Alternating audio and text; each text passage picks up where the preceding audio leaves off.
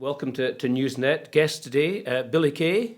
Nice to see you back again. Haven't had you here since just after the referendum, Billy. We've had an election in Scotland since then, but right now we're in this big European debate, and putting aside the party political aspect of it for the time being, I think for a lot of Scots, they wonder, why should I be interested in this? What is the reason? We have long association with Europe, don't we, in Scotland? Well, so much so that I can't imagine Scotland being out of Europe. And the thought of Scots voting not to be in Europe, I think, goes against the whole strand of Scottish history, because because of England separating us from Europe, we just took ship and sailed all over Europe. I mean, the Baltic was like a Scottish lake in the 17th and 16th century.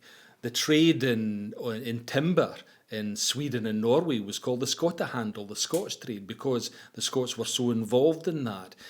The wine trade from Bordeaux, again, huge number of Scots went down there and settled in Bordeaux in the claret trade. So every aspect of Europe has had a Scottish connection for many centuries. Mm-hmm. The earliest universities, we're celebrating, is it the 600th anniversary of St Andrews University recently, but Scots were going to Bologna long for 2 centuries before that. And again, it was more natural for them to go to Paris and Orleans and Bologna than it was to go to English universities. So there is a great tradition in every aspect of Scottish history where we're tied in with connections with Europe. But when you said that England separated us from Europe, do you mean that geographically or politically? Was there an act that they committed? It was both. It was both. We were separated geographically, and sea trade was a lot easier until quite recently in human history. Maybe it was only in the 18th century with the turnpike roads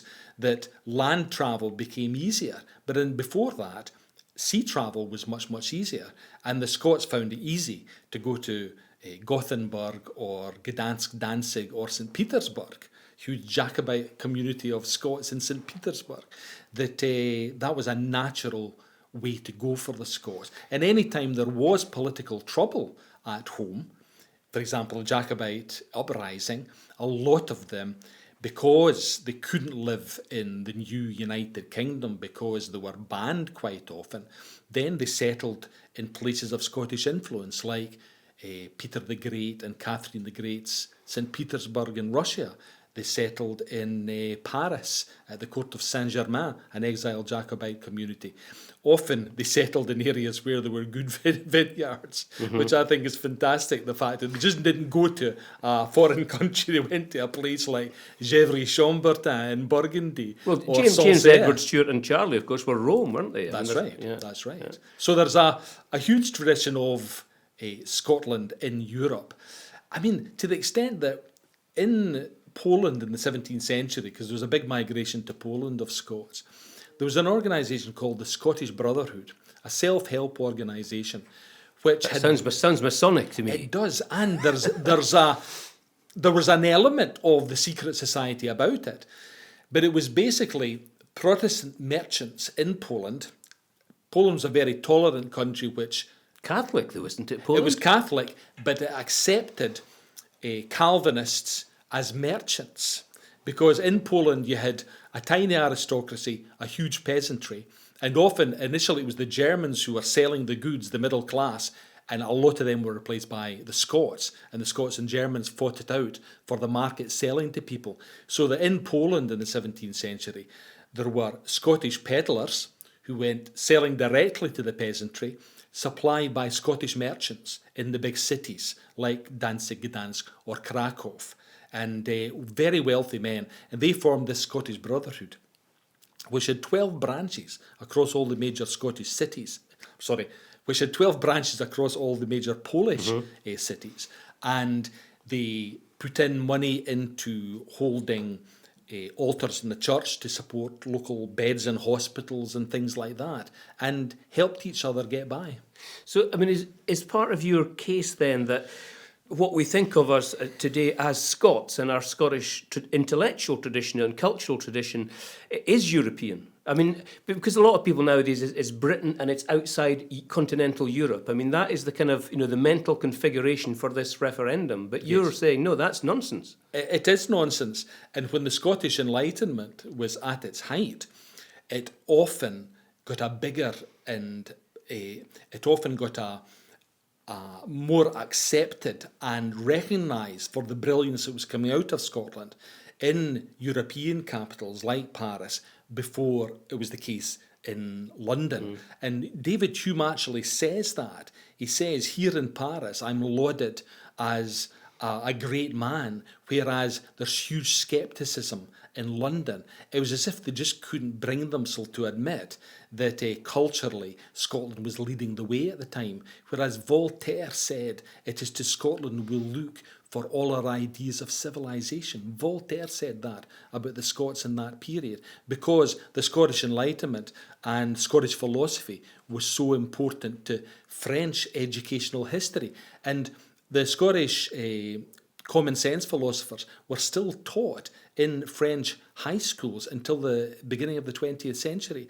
And when the Scottish literary renaissance took off, it was a man in France who defined that movement, le mouvement littéraire écossais. And it was, again, a lot of the journals, literary journals in France were writing about it before anyone in England was aware that it was happening. So there's been an intellectual tradition as well. What language were they talking? I mean, you keep mentioning Scots in different countries and trading and writing in our universities, and I know you're a linguist yourself, but I mean, how did they communicate? They learned the language when they lived there long enough. There's a fascinating document of the Scottish Brotherhood in a place called Lublin, the Green Book of Lublin, which is a wonderful title. And it is written in Scots, and then gradually it's Scots and German, and then gradually it's Scots and then mainly Polish. So you can see the linguistic shift taking place in that community over about a century and a half. Earlier, Latin, because of the tradition of Latin schools in Scotland, Latin was a lingua franca. So when they went to Poland and were communicating with learned people, then they could communicate in Latin as well. I mean, doesn't that rather debunk the idea that Scots as a tongue is also just a kind of an accent of English, of what we think of now as kind of, spoken English, or even estuary English? Yeah, no, I mean, anybody who still holds that idea doesn't know their linguistic history. And especially in that period where, for example, there's a beautiful will written in the Scots of the 1590s. In the great library in Krakow is the Jagiellonian Library, great university library. And in there are the wills and testaments of some of these wealthy Scots merchants from the 16th and 17th century. And they're written in beautiful Scots. And there are Polish scholars. There's a Polish scholar at Edinburgh University who specialises in the Scots written in Poland in that period. Joanna Kopachuk, she's doing work on that at the moment.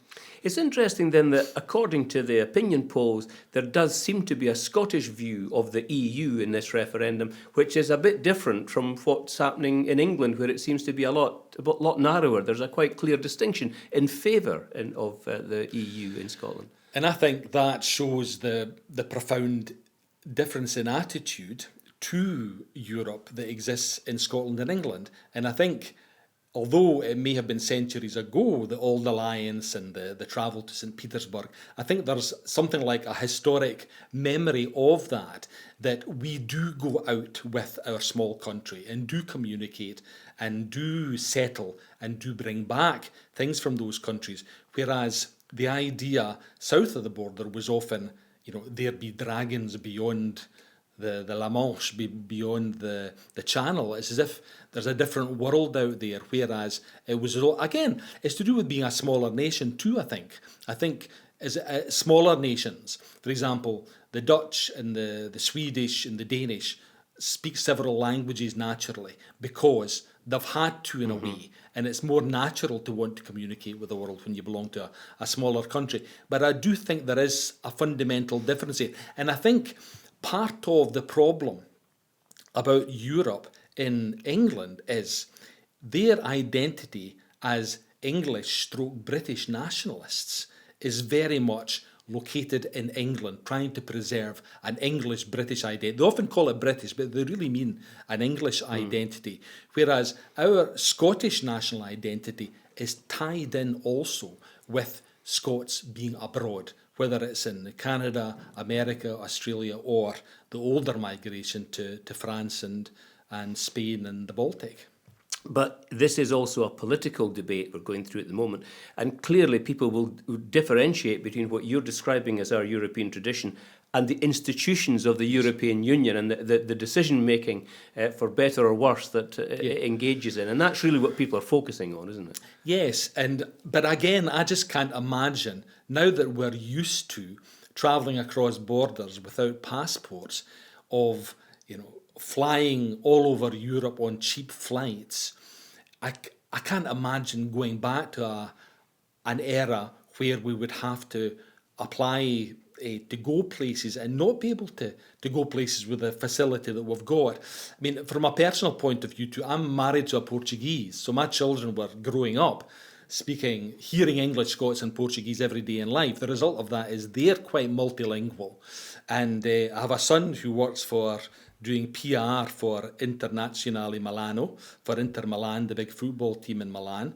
I've got a daughter who is a lawyer in Brussels, and I've got another daughter who works for an international firm using... So you're continuing the European tradition through your family? I hope so. I hope so. And that ease of communication between Europe and Scotland, I mean, it's become part of my family, but I had it before I met my Portuguese wife. I mean, I hitchhiked to France and Germany when I was 15, and my language skills were good enough to be able to communicate with people then. And I travelled every summer from the age of 15 onwards. So I've always found it quite easy to get around Europe. I've always thought of myself as Scottish and European, with British coming a very distant third in my identity. Are you therefore disappointed in what you've heard of what we've kind of laughingly called the debate so far, which really started inside the Tory party, and that's where the real kind of head-to-head is going on? Yes. And I sometimes feel really quite outside it, because my vision of Europe, however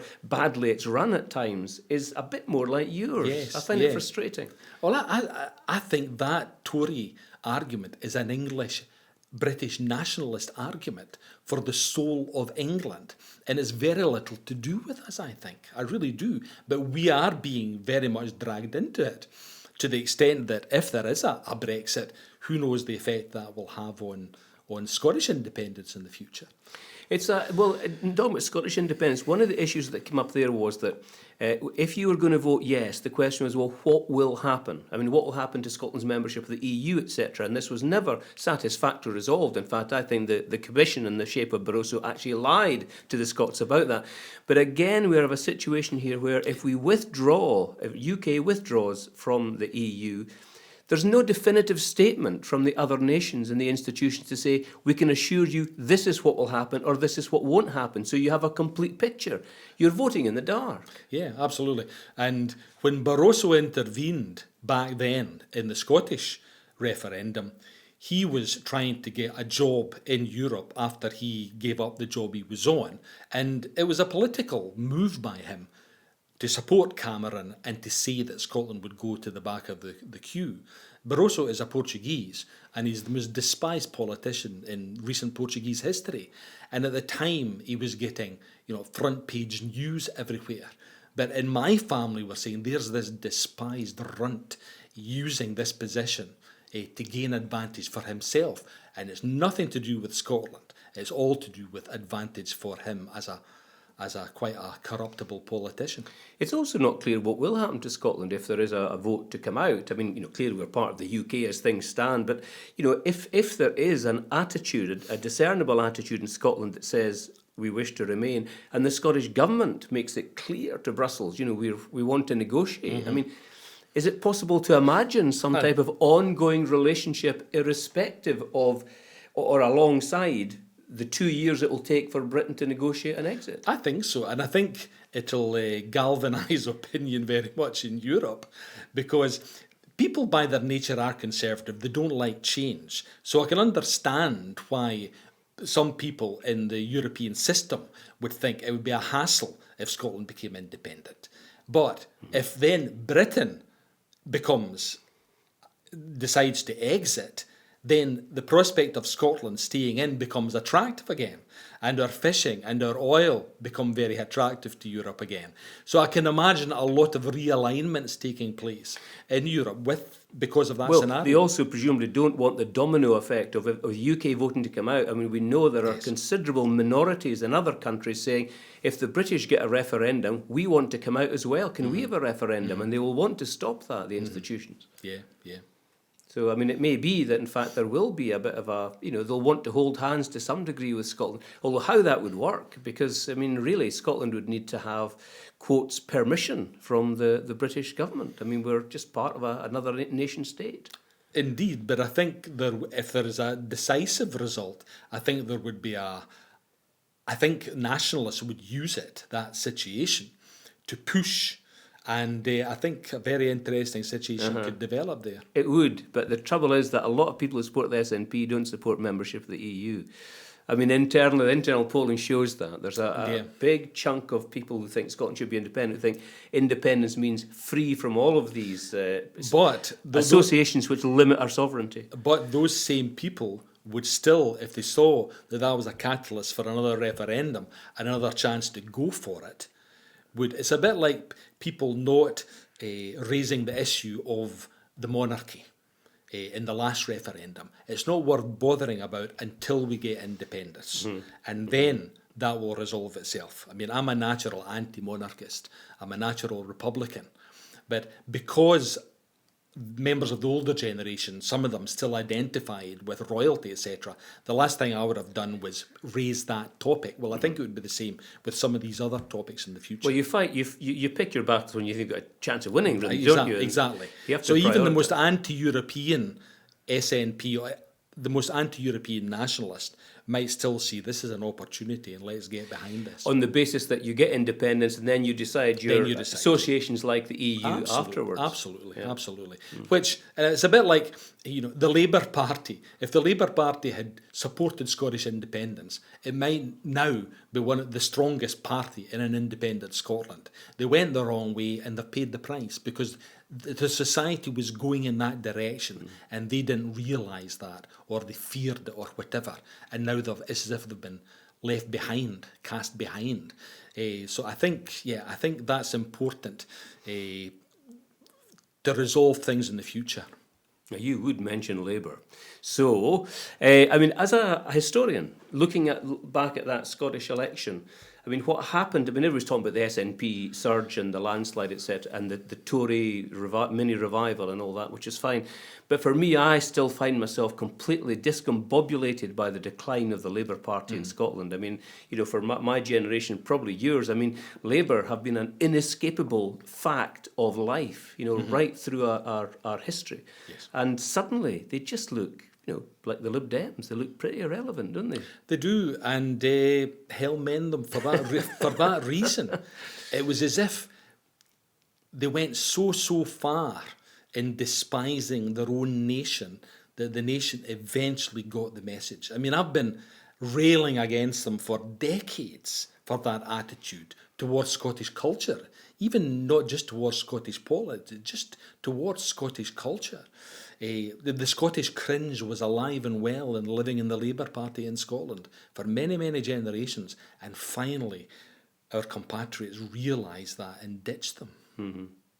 Well, I mentioned the SNP, and I mean, I don't know how you voted in this election, but you are, like me, a yes voter, Billy. I mean, are you still optimistic? They lost the majority, but they're still clearly, massively popular and successful. I mean, maybe not another referendum in the next 5 years, but still optimistic? I'm very optimistic, and I just think it's the natural way that Scotland is going. So when people on Twitter and places like that talk about there's no chance of a referendum or dream on about independence where a majority voting no, I just keep thinking, tick-tock.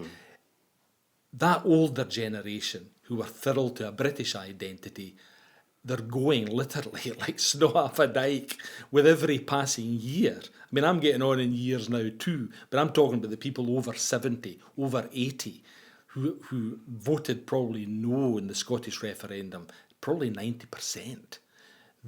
That generation will go, and I can't see anyone of the generations younger that ever having those anti-Scottish independence solid ideas that generation had, because they fought in the Second World War, for example. Yep. Yeah, and the big difference now is there was a time when it was a slightly cranky thing to say, you know, I'm a Scottish nationalist, I believe in Scotland's independence. I mean, you know, it was a... I think Tom Nairn in my programme, The Cause, referred to it as a cult. Yeah, well, exactly. But look where we are now. I mean, you know, every day Scots are confronting that idea, the concept is now firmly embedded. Yes. And even people who firmly oppose it and vote against it are also part of that same mindset that says this is something which lives now and maybe around the corner. You know, it's no longer just a fantasy. Absolutely. And we have a brilliant political leader in Nicola Sturgeon.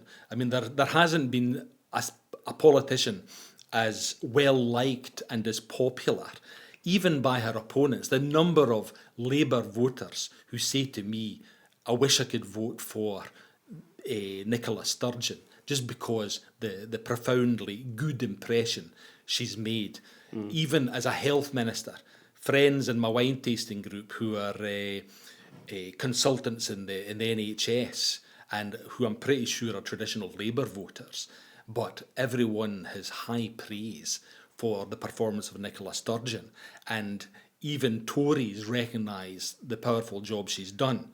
And if anyone can deliver independence.